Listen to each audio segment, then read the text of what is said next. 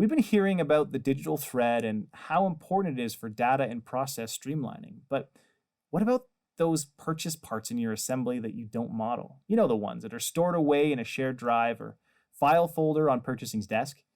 Or your project managers that need to handle project timelines and tasks and delegate them through Excel, email, or if you're lucky, a task management software that's still not connected directly to your data or your digital thread. Wouldn't it be nice to have full visibility on projects and processes from front to back?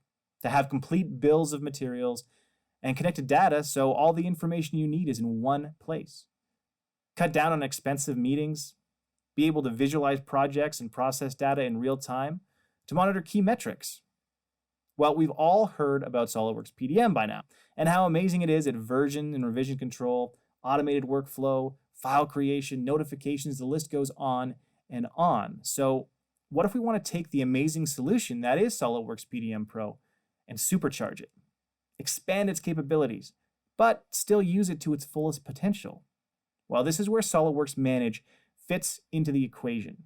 SOLIDWORKS Manage is an integrated solution that sits directly on top of SOLIDWORKS PDM, while also having the ability to connect to other business systems to aggregate all of the data you need in one location.